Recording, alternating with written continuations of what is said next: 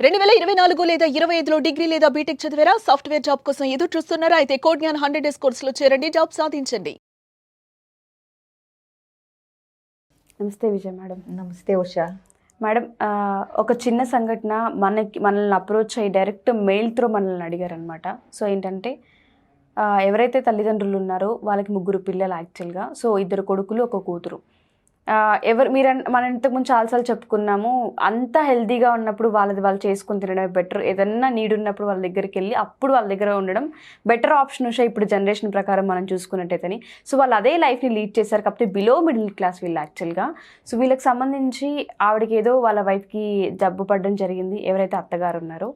ఆ ప్రాసెస్లో కొడుకులు ఇద్దరు సరిగా చూసుకోకపోవడం, కోడలు కూడా చీచు అట్లా అనడం, అది చూసిన కూతురు కరిగిపోయి వాళ్ళ తల్లిదండ్రులను తీసుకొచ్చేసుకుంది.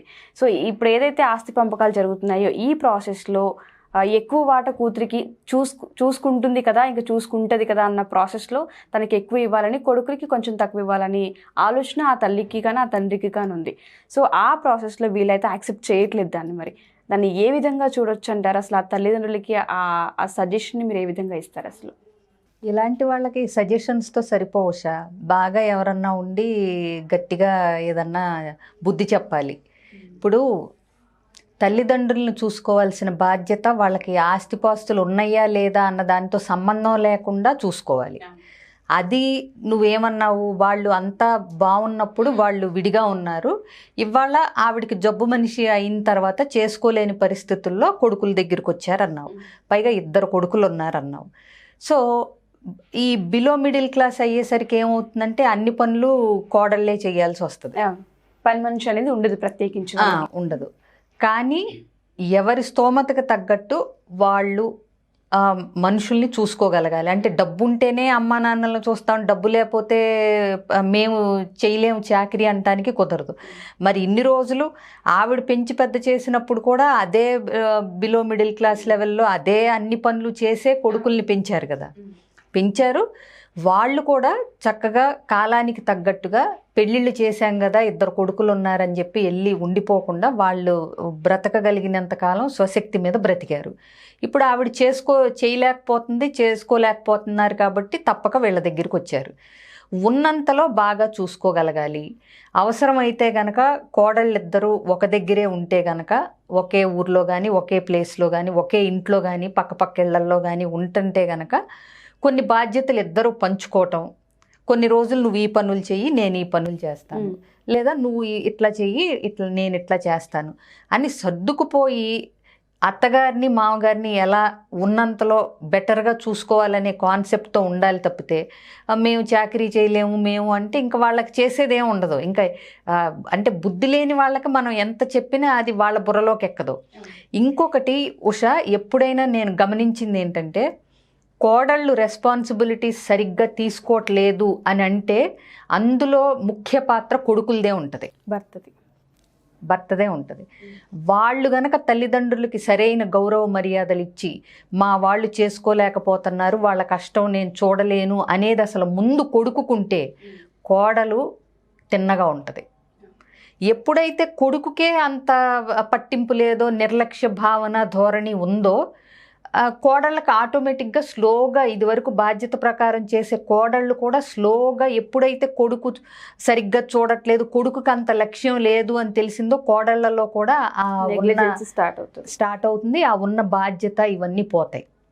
సో కోడళ్ళు సరిగ్గా చూడట్లేదు అత్తమామల్ని అన్నప్పుడు నేనైతే ఎప్పుడు దానికి కారణం భర్తే, కొడుకే అని చెప్తాను సగం పైగా.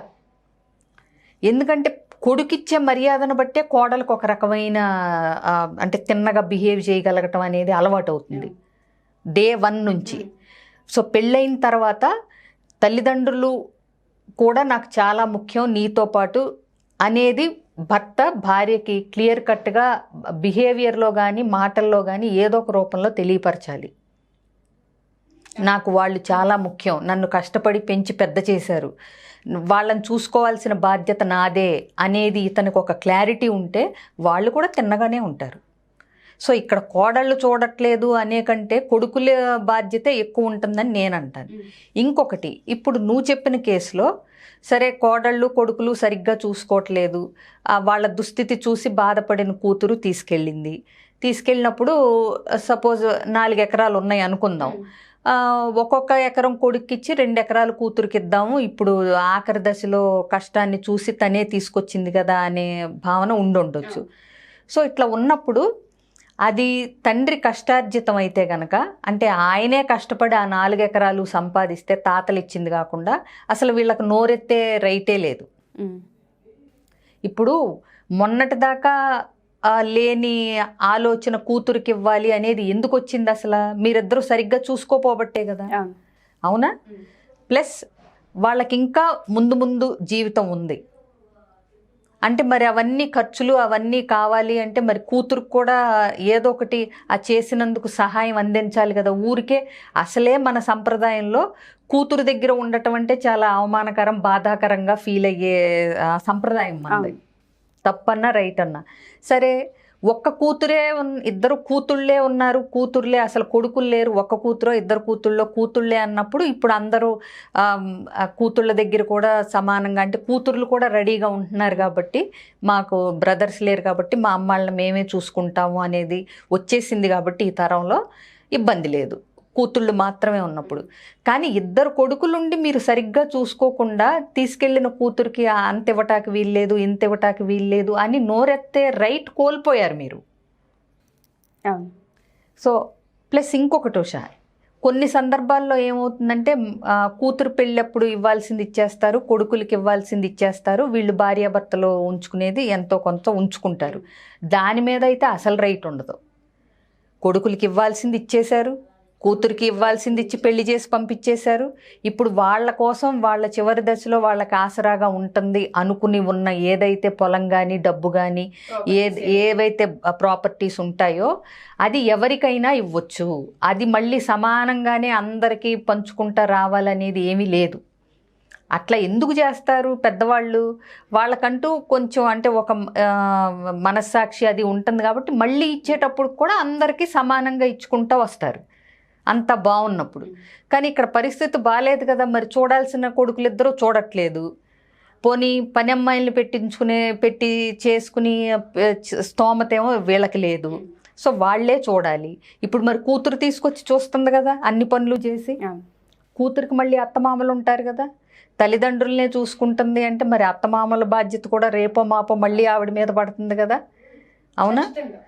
ఇన్ని ఆలోచించి మీరు ఇవన్నీ ఏం ఆలోచించకుండా, అంటే ఇప్పుడు 2 కొడుకులుండి చెల్లెలు కప్పు చెప్పారో లేకపోతే అక్క కప్పు చెప్పారో ఆ వెరపు లేకుండా ఈ పొలాల దగ్గరికి ప్రాపర్టీస్ దగ్గరికి వచ్చేదానికి మాత్రం ముందుకు వచ్చేస్తారు.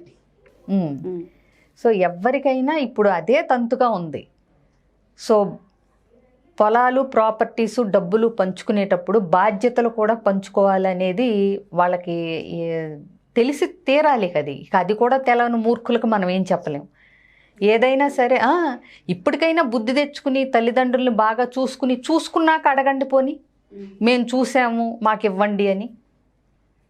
బిలో మిడిల్ క్లాస్ అంటున్నావు కాబట్టి వాళ్ళకి ఖర్చులు ఉంటాయి, తప్పు పట్టట్లేదు నేను.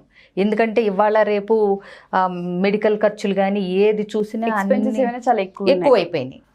సో మరి అవన్నీ ఇప్పుడు కూతురు బేరు చేయాలి కాబట్టి వాళ్ళు కూతురుకి ఇద్దాం అనుకుని ఉంటారు. ప్లస్ వాళ్ళ కష్టార్జితం వాళ్ళకి ఎవరికైనా ఇచ్చుకునే అవకాశం ఉందనేది వీళ్ళు గుర్తించాలి. మీ కష్టార్జితం మీద మీరు బ్రతకాలి. మిమ్మల్ని పెంచారు, పెద్ద చేశారు, పెళ్లి చేశారు. వాళ్ళు ఇస్తే తీసుకుందాం లేకపోతే లేదనే పొజిషన్లో మీరు ఉండాలి. కానీ వాళ్ళు ఇంకా ఎంత ఇస్తారు ఏమిస్తారు ఈ గోలల్లో ఉంటే మీరు స్వతహాగా పైకి ఎదగటం అనేది కోల్పోతారు. ఎగ్జాక్ట్లీ. Thank you madam. అంటే చాలామంది తల్లిదండ్రుల ఆవేదన ఇది. సో ఆస్తి పంపకాలకు వచ్చేసరికి అందరూ ముందుకు వస్తారు. బిలో మిడిల్ క్లాస్ అనే కాదు, ఏ క్లాస్ లో అయినా ఉంది ఇది. చాలా మంది ప్రాబ్లం కూడా ఇదే. సో మా బతుకు మేము బతికిన తర్వాత మాకు ఎప్పుడైతే నీడ్ ఉంటుందో అప్పుడు వెళ్ళి అడిగినప్పుడు కూడా ఎవరు హెల్ప్ చేయడానికి కూడా ముందుకు రారు. సో దానికోసమని ఎక్కువ బయట ఓల్డ్ ఏజ్ హోమ్స్ అని అవన్నీ ఇవన్నీ ఎక్కువైపోయాయని ఎవరినైనా మనం వెళ్ళి అప్రోచ్ అయ్యి అడిగినప్పుడు కూడా వాళ్ళు ఇదే ఎక్కువ చెప్తూ ఉంటారు మనకి. సో ఎంత చేసినా తల్లిదండ్రులుగా వాళ్ళ బాధ్యతలు ఎంత చేసి మనం ఎంత బాగా చూసుకున్నాము, అన్నీ ప్రాపర్గా చేసాము అనుకున్న వాళ్ళ పిల్లలు కూడా ఆఖరి దశలో సరిగ్గా చూసుకోవట్లేదు. Thank you ma'am, thank you so much.